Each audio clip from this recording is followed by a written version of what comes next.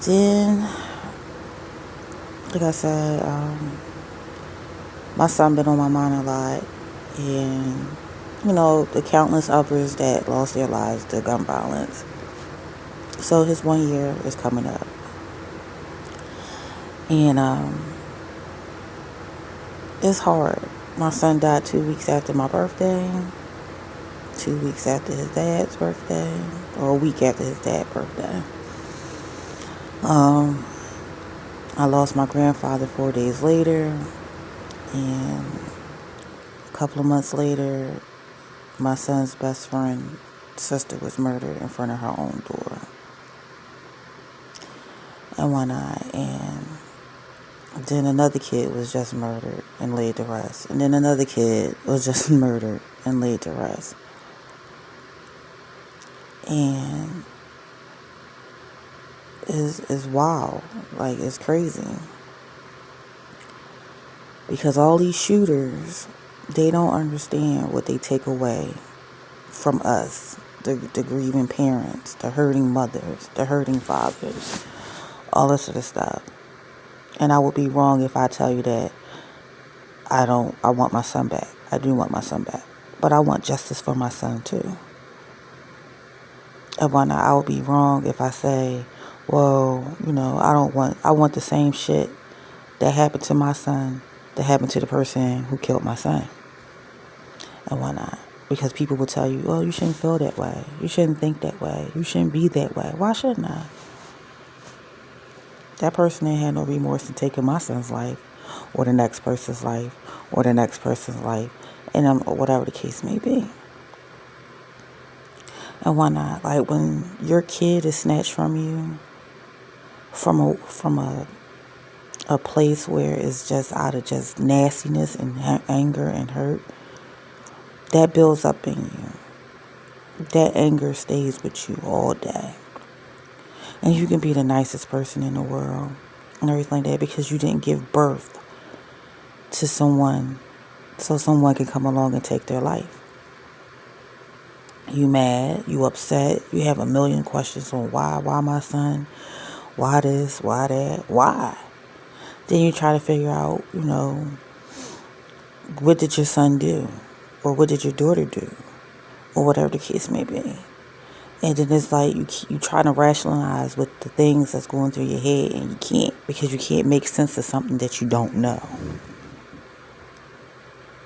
But these shooters, they don't understand what they take away. They took away my protector. They took away my best friend. They took away the first person I have ever fell in love with. I fell in love with my son. And why not? I will never get to see my son grow up. My son will forever be 20. I won't know what kind of father he would be. I don't know he's a great uncle. He was a great uncle to his two nephews that he used to babysit. But his other nieces and nephews would never get a chance to experience that because he's gone. I don't know what type of husband my son would have been. I don't get to see that. And as for a mother, I walk around because you don't understand it. I don't understand why, y'all don't fight no more. Y'all don't put your hands up. It's easy to pull a trigger. It's so easy to pull a trigger. My son been gone for a year, and it's the worst feeling in the whole entire world. People say, oh, it's going to get better. It's never going to get better. Oh, it gets better over time. No, because all I know how to do is be a mother. I had plans. I had plans to, for Christmas, because I worked so hard as a young mother, making sure they go to school, making sure that I provided a place over their head, making sure I went to school. I went to school. When my kids were in school, I was in school. And why not? Missing out on Christmases and Thanksgivings and, so many school things. And I made it a point that that I was going to be, that I was going to do things different as my kids got older. And I was like, okay, fine. Like, yeah, I had to work hard as a young mom, but, you miss out on all those things like report card conferences because you have to work, or, award ceremonies and class trips and everything like that because you just can't afford to take off work because it's bills that you have to pay, especially when you're the only parent in the home. Am I not? So I had plans. I had plans to do pajama parties with my kids because I didn't get a chance to do that when they were younger. Like, we did a bunch of movie nights. We did cartoon movie nights. We did that when they were younger. But I was like, I get to enjoy my time with my adult children. This is a different kind of relationship that I get to build on. And I was so looking forward to that. And then somebody just took my son. And that's a different kind of hurt. Because that was your son. That was the person that you gave, or your daughter that you gave birth to.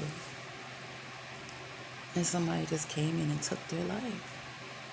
Because they were scared to fight. They were scared to fight. I'll stop asking people for help. I'm not going to ask no one to help me solve my son's murder because at the end of the day, they got a couple tips, but because this is how people think. Oh, you only asking for help because it's your son.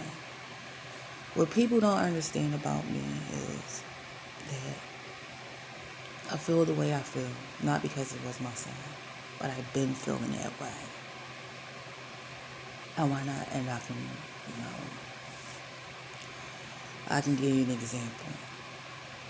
Before my son died, I just had moved into my apartment. And this is just me being open. Before my son died, I was living in my apartment for the first time by myself because I lived in the same house since I was 13 and I lived in the same neighborhood since I was born. So I was watching something on, Facebook or YouTube or whatever the case may be, and it was about this little boy. He got shot. A little boy too. Everything that he just ran in the house, told his mom that he loved her, and he ran back outside to his dad, where his dad was in the garage, and someone decided to do a drive-by past their house and wound up killing the little boy. So I couldn't imagine what his mom was going through, but I prayed that God bring her comfort because I couldn't imagine as a mom, how that felt. And I was mad and I was upset, but I didn't live in the area where they lived at. And then a year back, 3 young men lost their lives on Stout Street. All this other stuff. I didn't know them like that, but I was like, it's not fair that they got ambushed the way they did and stuff like that. And I was upset, and I was like, I just get tired of this shit every fucking day. But if anybody knows that I stay to myself, I go to work and I'm on my business. I never sit outside and talk to the neighborhood kids. I talked to one person, and she lived up the street from my house, and we talked sometimes. That's only in passing, nobody else. Like, if I saw you on the street, hey, how you doing? Going, whatever. But if you ever see me, if you know me, you know that I went to work and I came home and I was in the house. That's it.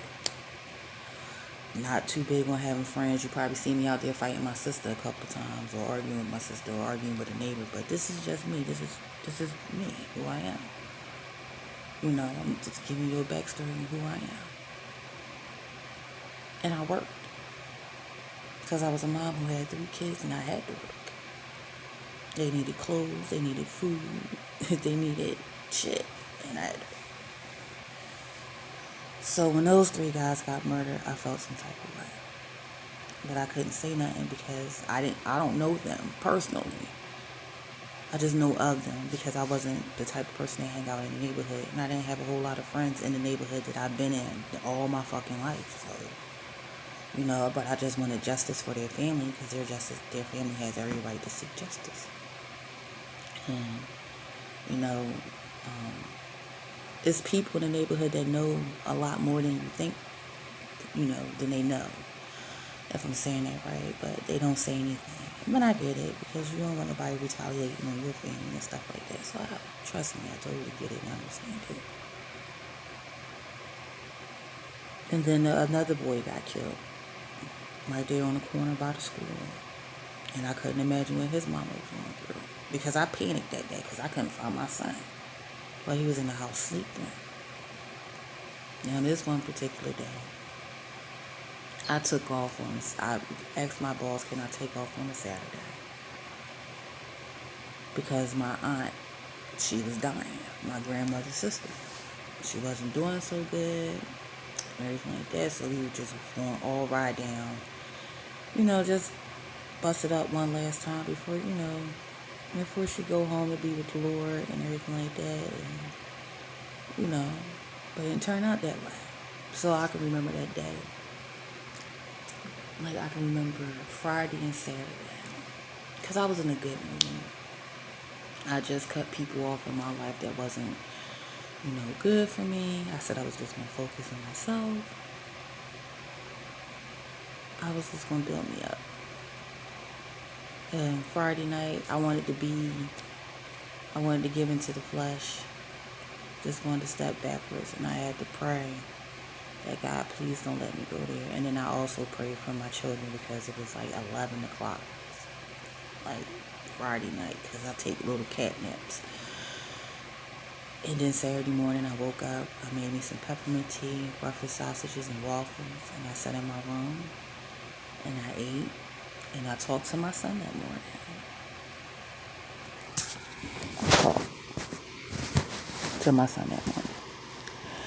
He said, Mom, do I have health insurance? I said, sure, fine. I said, I don't know. Ask your dad because he used to live with his dad. Ask your father and see. I don't know if he called his dad. I don't know. But what I do know is that I said, okay, I'm going to watch a movie. And, then I'm going to get up and get ready. And then we're going to ride down this highway. We're going to go, see my aunt. So I'm waiting by the phone to see if anybody texts me. I'm watching this movie called Teen Spirit.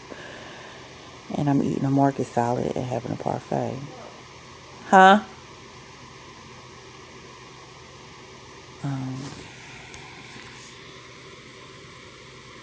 So I'm sitting there on my bed. I got the windows open because I like fresh air and natural light to come into my place and my space. And I just heard the sirens. So me being a mom, I called my son. And a neighbor answered the phone. And she said, Tanel, you need to get here. Why not? And I said, why? She was like, because your son was shot. And the first person I called was my mom. I think I called my mom. And then I called his dad.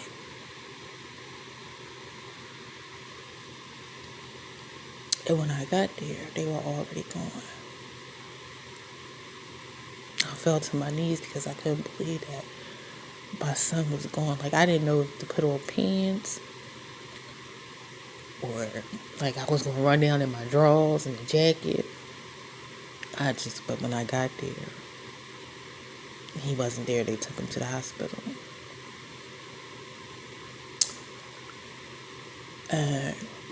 Me and my niece, we back in this police car. I hate police sirens. I hate it. And it just seemed like it was the longest ride of my life. And then,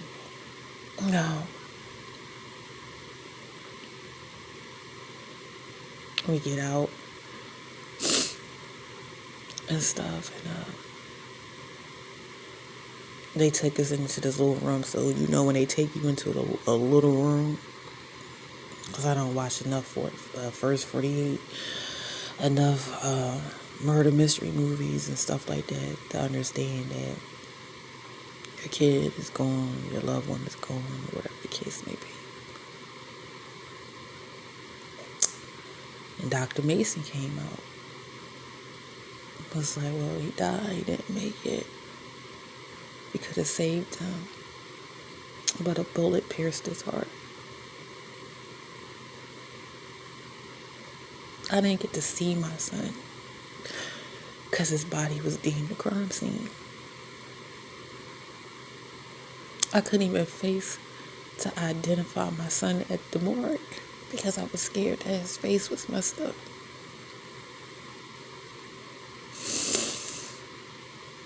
So I had his aunt do it on his dad's side. And she said, to know, he looks so beautiful. He looks peaceful. You know, when I saw my son the day before his funeral because I had to preview his body to make sure he looks okay.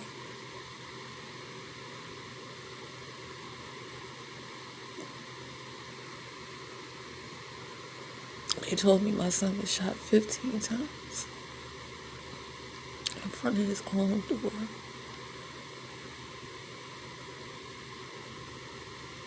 I had to tell his dad that he didn't make it. I had to tell his, like, that was hard. His sisters, which he has a lot of sisters. And out of all of that, only one of his friends was up by the emergency room. And then to find out that when my son was shot, they didn't even help him in the back of the police car. They just stood there and just looked at him.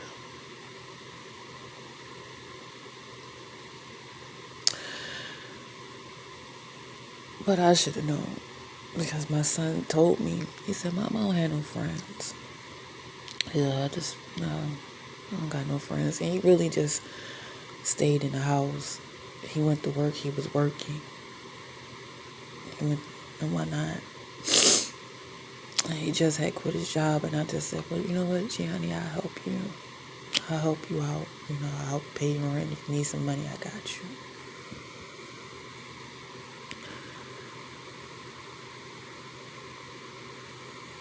What do you do? My son told me for the last time that he loved me at 8 o'clock Saturday morning, October the 12th. My son lost his life because he got into an argument with someone that couldn't fight. So he just felt fit to shoot my son. And then have the audacity to go around telling people that he wasn't the one who shot my son. He even walked up on my daughters and my nephew and said, I didn't kill your cousin. I didn't kill your brother. But he get to enjoy his life. He get to celebrate his birthday. He get to see what kind of person. Because I don't know this person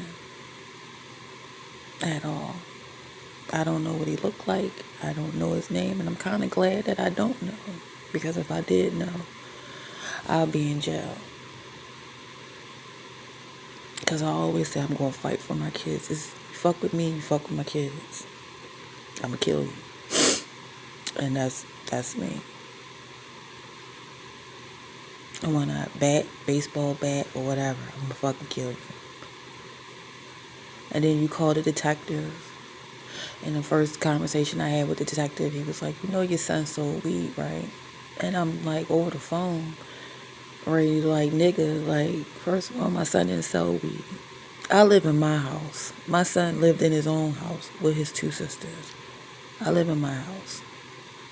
So I don't know what my son did. All I know is my son is dead. So when it all boiled down to it, he did his background and he did all this. And he was like, your son really did go to work. His son was not really in the streets. His son wasn't like a bad kid. I said, I told you that the first conversation that I had with you.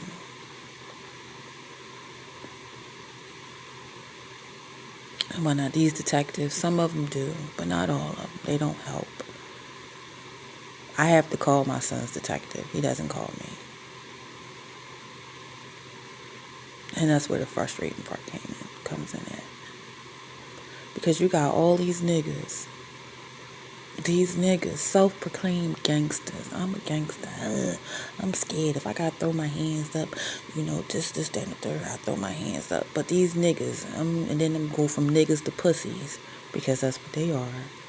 They pussies, they get behind a gun and they shoot. Then they wind up shooting innocent people because these motherfuckers can't aim for the pussy that they really trying to get. And that person didn't deserve to die or be aimed upon or whatever the case may be. But since the person behind the gun is too pussy to step up and actually fight, put your fucking hands up and fight because you're scared you're going to get ass whooping because the niggas that you hang with is going to clown you. See, that's one thing that my son wasn't. He wouldn't clown you. And whatnot, he wouldn't, do that to you. He even got a whole video saying, like, you could talk to me, I'm all about squashing beef. Like, I'm not going to play you. I'm not going to put your stuff out there on the street. I'm not going to laugh in your face. I'm not going to do none of that. We're going to talk about it. We're going to talk about it. And then after he died, these niggas, should I say pussies, because I'm going to call them what they are, talk so much shit on my son. So much shit. Arguing with their sisters online. All this other stuff. Talking about your brother was pressed for play in the street. You knew what it is. But these same niggas, a.k.a. pussies, was in front of my door every day. Waiting for my son to wake up, get washed, get dressed, and come outside every fucking day. Knocked on the door every fucking day. The only time they didn't really knock on the door is when my dad lived with us. But they were out there every day in front of the door too, so much that I told my son that I didn't want them staying in my house. I didn't want them staying outside in front of my door. So, and then he just stopped hanging out with them. He just like, I can't, Mom. He just wanted to work. He wanted to do better. He wanted to get a job. He wanted to make his own money. When he got a little construction job, he was happy. He was making his own little money to do for him. And then when he got the Foreman Mills job, he didn't call me. He called my mom. He called my mom, his grandmother. And he was so proud that he had his job. And he went to work every day. He was there on time. He might have got on my nerves about, lunch money or whatever the case may be. But what kid know? He paid his rent on time. He did what he needed to do for him. But even though it wasn't a whole lot of money and whatnot, he was making his own money.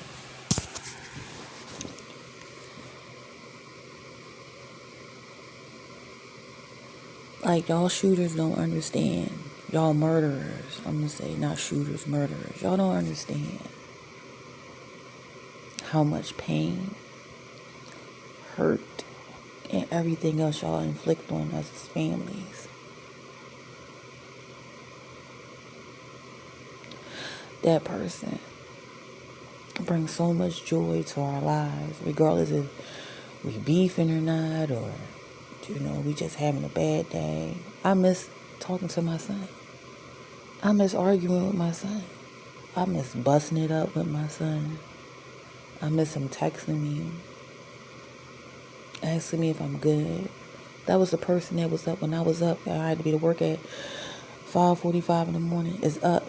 Mom, you good? You all right? Call me and let me know you made it to the train. If you need me to walk you to the bus stop, I'll walk you to the bus stop. Mom, call me.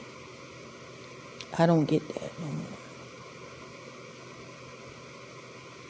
I don't get her here, Mom, you good? Or Mom, what you cooking? I don't even cook the same. And whatnot. Not saying I'm a bad cook. I don't cook I cook a lot. But I knew the person who was going to eat the majority of it, and I knew it wasn't going to be my daughters. And that's what I mean.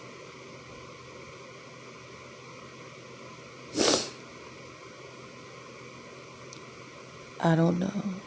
Like, my son didn't have no outside kids. He didn't have any kids, so all I got is memories. I don't have a piece of my son. I have his ashes. And I fight with that every day that I did a right decision, but I know in my heart I couldn't lower my son in the ground. I couldn't do it. I couldn't just see putting my son in the field and him being out there by himself. So I cremated him where I can keep him close.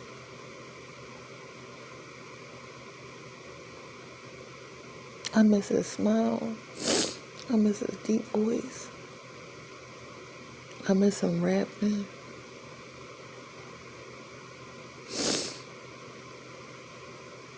I just miss talking to him. I miss feeding him. Y'all don't understand what y'all do.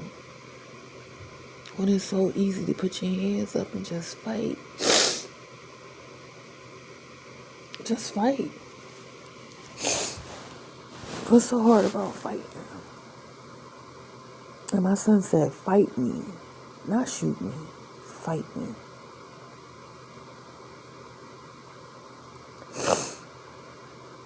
Because somebody that was older than my son was scared of getting his ass whooped by a fucking 20-year-old. And it could have went the other way around. He could have actually beat my son ass. You never know. And then I lost my grandfather 4 days after that. And I lost my Uncle Joe 2 weeks after that. And then I lost my aunt that I was supposed to go see a month after that. I am not the same person. I changed. I know there's a spark in my life that is gone. And I just don't understand why we out here killing each other. Why y'all can't fight. Because even if you got caught, think about the pain that caused your mom. Think about, but the only thing about you being caught is that you get to get 3 hots in the cot. You get to read. You get to educate yourself. But the person life that you took, they don't get to do none of that.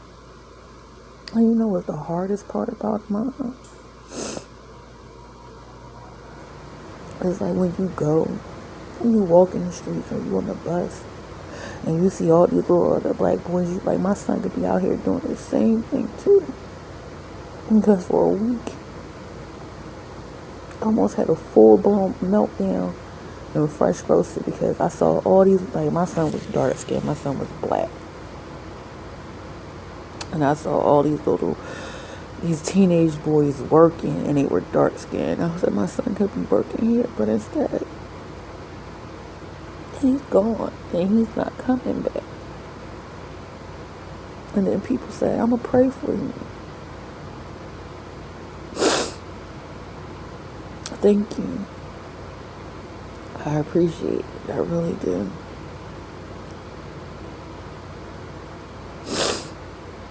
I can't forgive the person who shot my son because I want his mother to hurt like I hurt. But hurt don't beget hurt. Pain don't beget pain. I would never see that smile again. I would never hear that voice again.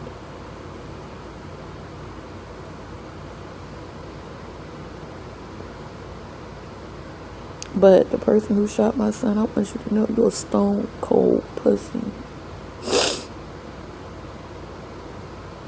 You're a stone cold pussy that's a fucking liar.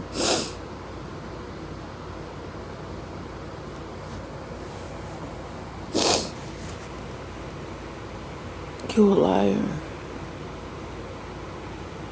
And you deserve to get whatever you get from whomever, whenever. And y'all niggas that's following behind that nigga, y'all gonna get y'all's too. Just because he in some fuck shit and everything like that. He probably ain't had nothing to do with nothing, but just because you follow that dickhead, don't think you're not gonna get in trouble, or he's gonna be there to protect you, because he's not. Y'all need to stop running after these old heads on these blocks and these neighborhoods and just do right by yourself. Do right for yourself.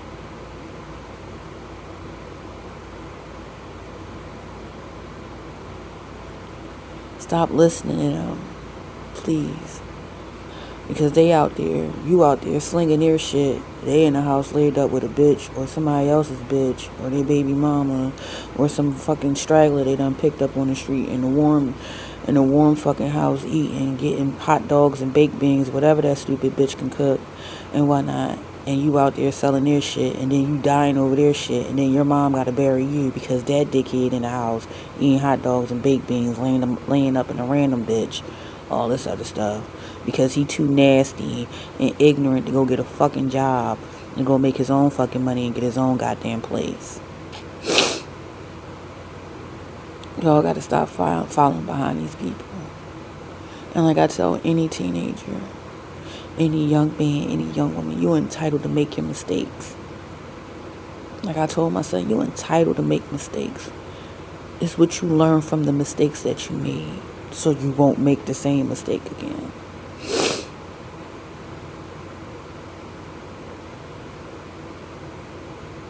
I feel bad for all the people before my son and after my son who lost anybody to gun violence, because it's not fair. It's a different kind of hurt.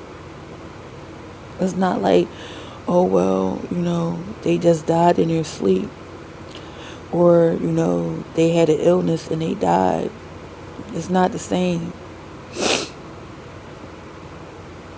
It's not the same. Like, it's just like a car accident.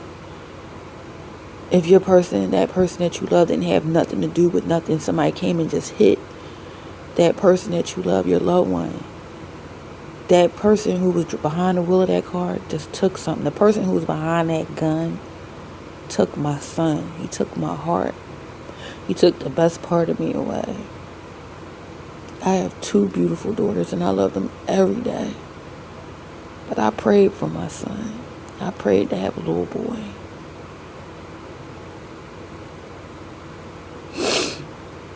Because I wanted 5 of them little bastards. I wanted 5 little boys. But God blessed me with 1, and I'm happy with that.